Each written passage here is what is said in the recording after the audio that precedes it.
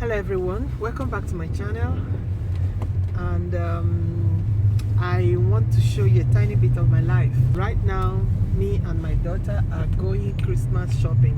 We're not going to the supermarket to shop for food, and this Christmas I don't know how I feel about it. I'm grateful to God for life, for good health, for provision, for everything He has provided for us. And even though we can't visit each other, actually today is the last day we can leave our local government to go to another local government. We are doing a lockdown Christmas here in Italy, so that's why I need to go shopping today, buy food. Tomorrow is going to be really very hectic. We wanted to have some friends over and to kind of have Christmas with our friends, because usually that's what we do.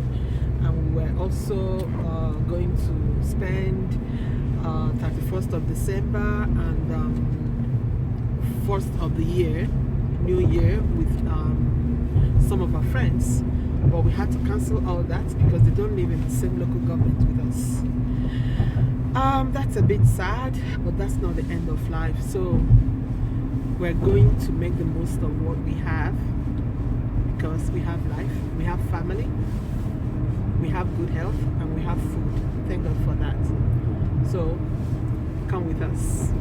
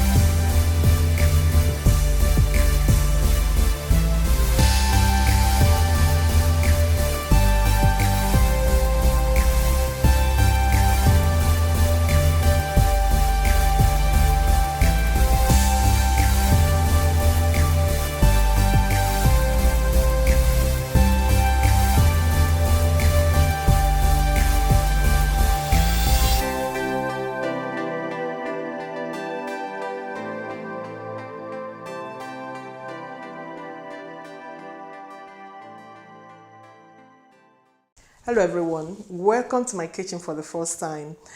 And if this is your first time of seeing me, welcome to my channel. Today is 24th of December. I was really very busy with work and a lot of other things, so I couldn't commit to doing a vlogmas every day. So at least I decided to do this Christmas video. What I intend to do today is to bring you into my kitchen and show you what I'm going to prepare for Christmas. And I'm originally from Nigeria, but I live in Italy. My children are born and are being raised in Italy, so they have a little bit of the Italian culture and a little bit of the Nigerian culture. Usually in Nigeria, our main Christmas festivity is on the 25th of December. The lunch is really very important. But here in Italy, they have a culture of having a very big dinner on the 24th night, and then on the 25th afternoon they have another major lunch. So when the kids were little, I just did what I wanted to do, but now that they are growing, they have their own demands. They want to do the big dinner on the 24th night and then the lunch on the 25th. Usually what I do is I ask everybody what they want to eat, and I commit to preparing everything everybody wants to eat. And usually I don't have any anything. How am I going to demand from myself? I just eat what they want to eat, and because when they are happy, I am happy. The most important thing is that I enjoy making the food for them, and actually it's a very huge blessing to have a family to cook for. So it's nothing. I'm happy. And today I'm going to walk you through what I'm going to prepare, how I'm going to prepare them, and I hope you enjoy the vlog. So here are the things I'm going to prepare. Babang Chrissy, who is hubby, demanded for this salmon fish, and I'm going to roast it in the oven, spice it up a bit. You know, one thing is that I have my own special Nigerian touch to every recipe. Usually you can do it just with minimal dressing, but I'm going to go heavy on this with a lot of pepper and roast it in the oven. This salmon is actually for this 24th dinner. The kids demanded to eat lasagna, and this is the minced meat that I'm going to use to prepare ragu bolognese for the lasagna. And usually I don't cook for myself, but this Christmas I just decided to do something that I like, you know, and I've been craving for Nigerian stew, but not with chicken or just beef or turkey meat. I wanted the type we used to eat in Nigeria in this roadside, what do I call them? Buka, mama put. You know, those ones you eat in those dingy roadside makeshift restaurants. And no, I won't call them restaurants. They are food vendors, roadside, street food vendors.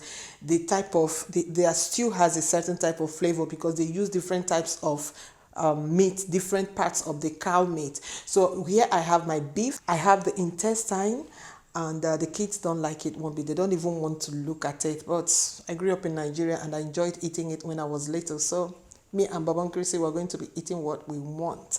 This is the onions to parboil the meat. This is, in Nigeria we call it shaki. We'll mix all of this meat together to get the correct mama put flavor of stew that I want to eat this Christmas.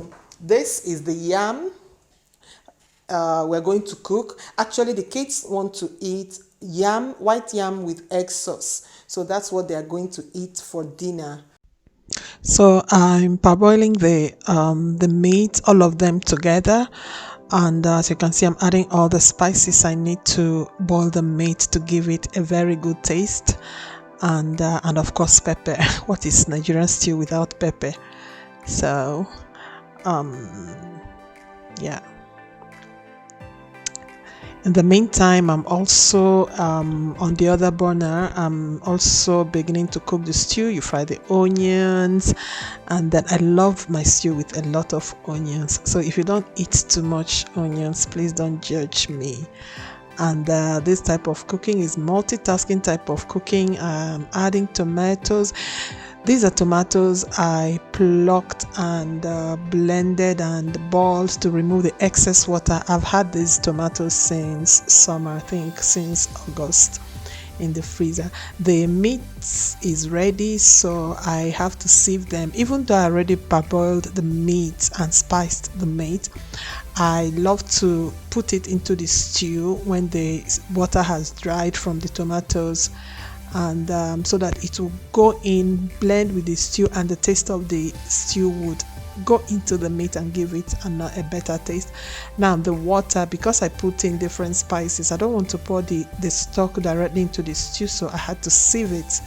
If not, I'm going to see all these other things I sieved out of the stew. I don't want them in my stew, I just don't like them, so I prefer to sieve. And after all the taste has entered the water, so there's really no need to pack all that into my stew. So in the meantime, my daughter is in the other part of the kitchen preparing apple cake. Chigo makes the best apple cake I've ever tasted. So now she put lemon in the apples so that they don't change color. And while they're sitting there waiting to be put into the batter. And one thing is that when she makes it, I like the way she puts a lot of apple in the cake and a lot of cinnamon. Chigo can live with just water and cinnamon. So, and I enjoy eating her cake, and I'm one proud mommy. She added some milk inside it. While she was putting it, she thought it was going to be too watery, but one thing I like about her apple cake is that it's really moist without being too mushy. So I love it. I love it. And the taste is really very good because it's not too sugary. Everything is well balanced. So I'm proud of my girl. So I didn't record where she added the apple into the batter, but those are those chunks of apples she cut already, and the remaining apple she used it to dress the upper part of the cake. And just like I said, I love it with a lot of apples, and Chigo loves apples. So now the cake goes into the oven. While that is cooking, we go over to something else. Here in my house, everybody cooks. This is my son, Chidumebi Eric. And he's a good cook too, and he's helping me cut the vegetables because I had a lot of things cooking on the burner. So, no, really, he didn't cut the vegetables, he just helped me clean the vegetables. And so everything is easy for me. I love this boy. So in the meantime, while the stew is cooking on the burner, I'm also parboiling the meat, the minced meat for the ragu bolognese, the meat sauce for the lasagna. Actually, I didn't prepare the lasagna on video. I only prepared the ragu bolognese sauce. And a disclaimer: this is not how to cook the Italian ragu bolognese, but as a Nigerian, I just cooked it like stew. So if you know how to cook ragu bolognese the Italian style, please don't come for my head.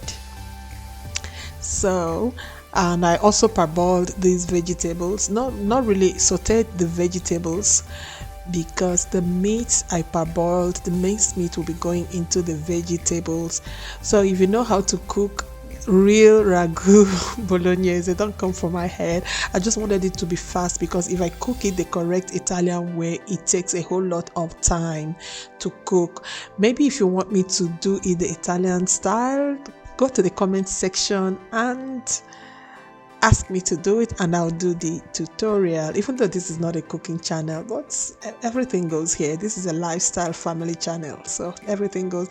In the meantime, I was also preparing the sauce to dress the meat. Now the ragu, that's the sauce. Now the ragu is ready, and the sauce is cooking, and now our apple cake is ready. Look at that beauty. So I'm here cutting the vegetables, the carrots, and the pepper that I'm going to use as the bed for the almighty salmon fish. Now the crushed tomatoes have dried up. Now I have to put the tomato puree, because that is how it's done. And I didn't want to put it together with the chopped or crushed tomatoes, because it's going to splash all over the place. So I had to wait for the first one to dry. And now look at that fish. That fish is heavy. I've never cooked fish this heavy.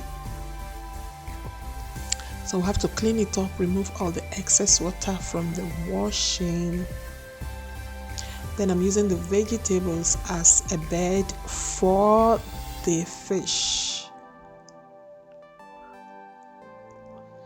And on a second thought, I decided to add onions, so it will give more flavor. Even though I also put onions on the sauce I already prepared to garnish the fish with, and I already cut the skin of the fish so that the sauce will enter into the fish and give it a good taste. So we're filling the belly of the fish with my sauce. and then put the sauce into all the cuts on the skin of the fish, and do so on every one of them, and then cover the fish with the sauce. This is a big fish, so you really need to cover it very well so that the taste will really get into the fish, and turn it over and repeat the same steps I did on the other part of the fish, on the other side of the fish.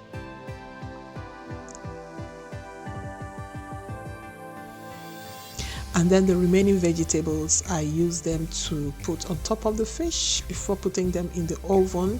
So I just decided, if you have a lot of vegetables to eat, you're not going to eat the wrong things. So when I'm cooking vegetables, I really make sure I put so much of it.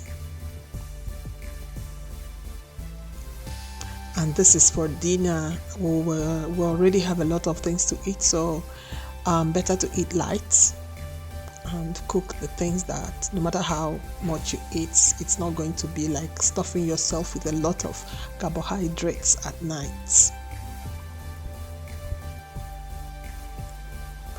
Don't mind my headphone. When I'm cooking, I put on my headphone, so while I'm cooking I can also make calls, listen to music, and do all sorts without using my hand. And right now I'm cutting the yam for the kids who want to eat yam.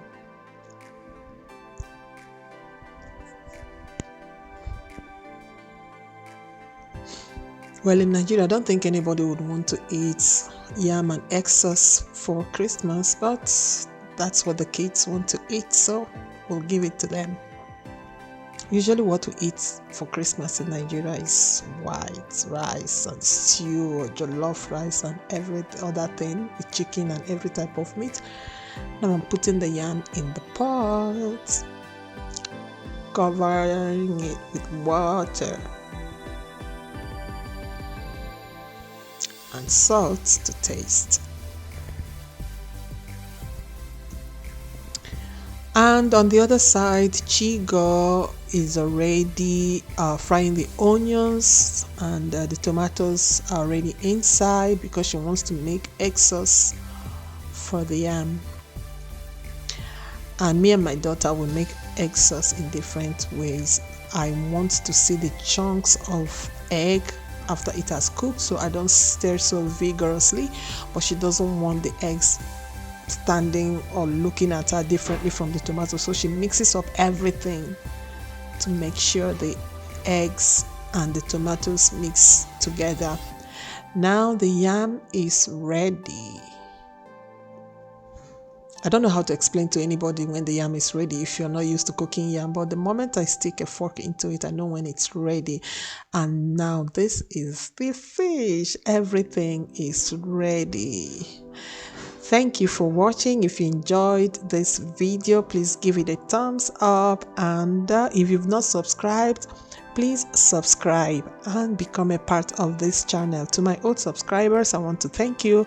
I wish you a happy Christmas even though it's past, and I wish you a very blessed new year. Thank you for coming back to my channel. Tell your friends, tell your relatives, get them to subscribe to this channel.